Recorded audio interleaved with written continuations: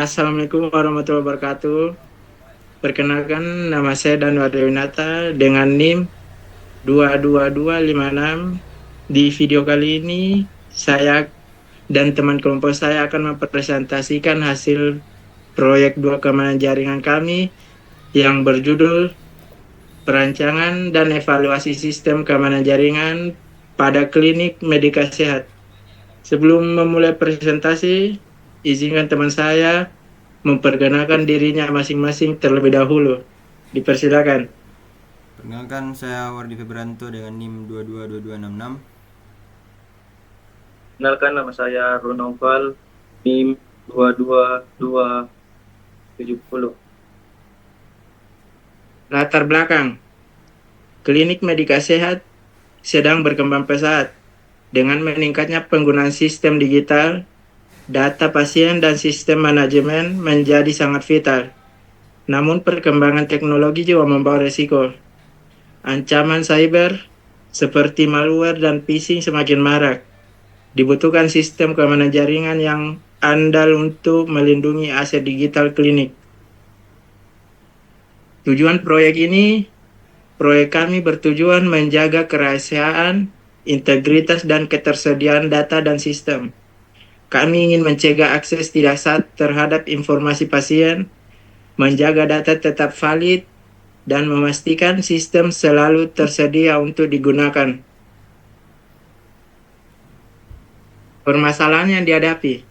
Kami menemukan kurangnya infrastruktur keamanan seperti firewall dan sistem deteksi intrusi.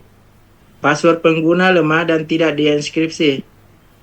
Kesadaran staf terhadap keamanan digital juga masih rendah, membuat sistem sangat rentan.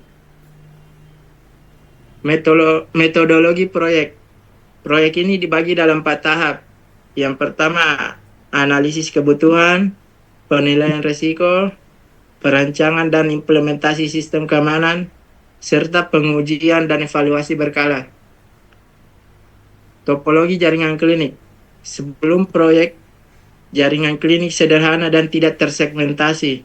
Kami menambahkan firewall, VLAN, dan IDS atau IPS untuk membentuk arsitektur jaringan yang lebih aman dan terstruktur. Selanjutnya dilanjutkan teman saya. Selanjutnya itu solusi keamanan yang diterapkan. Kami menerapkan firewall dan IDS, inskripsi data, manajemen hak akses, serta sistem backup dan recovery. Langkah ini bertujuan untuk melindungi data dari pencurian, perubahan, dan kehilangan. Selanjutnya itu kebijakan keamanan. Kami menyusun kebijakan internal terkait penggunaan perangkat, prosedur autentikasi, 2 faktor, dan audit berkala terhadap aktivitas sistem untuk mencegah pelanggaran keamanan. Selanjutnya itu pelatihan dan sosialisasi. Pelatihan staf dilakukan untuk meningkatkan pemahaman terhadap keamanan digital. Kami mengadakan workshop dan simulasi serangan agar staf tahu cara merespon secara tepat. Selanjutnya yaitu evaluasi dan monitoring. Sistem keamanan kami dilengkapi dengan fitur monitoring dan pencatatan log. Tim IT memantau aktivitas jaringan secara real time dan merespon cepat terhadap potensi ancaman. Selanjutnya akan dibacakan oleh teman saya. Selanjutnya, hasil proyek. Hasil dari proyek ini sangat positif. Data pasien lebih aman, kepercayaan terhadap layanan digital meningkat, dan sistem lebih stabil dan efisien. Selanjutnya, kendala yang dihadapi. Kami menghadapi tantangan seperti biaya awal tinggi, adaptasi staf terhadap sistem baru, dan waktu implementasi yang cukup panjang. Namun semua itu dapat diatasi dengan perencanaan dan sosialisasi yang baik.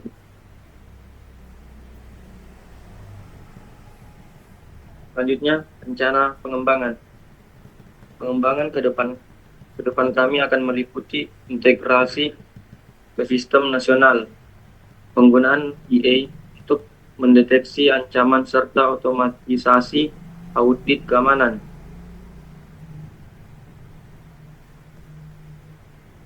Oke, kesimpulan, keamanan jaringan adalah fondasi penting dalam sistem digital klinik. Proyek ini membuktikan bahwa dengan kebijakan dan sistem yang tepat, klinik medika sehat siap menghadapi era digital.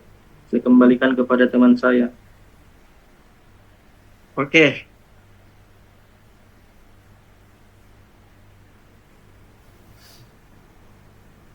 sebelum mengakhiri presentasi, izinkan kami memperlihatkan poster yang merangkum kebijakan dan threat modeling dari proyek 2 keamanan jaringan kami.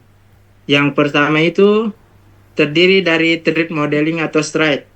Di dalam threat terdapat spoofing identity, penyamaran diri sebagai pengguna resmi.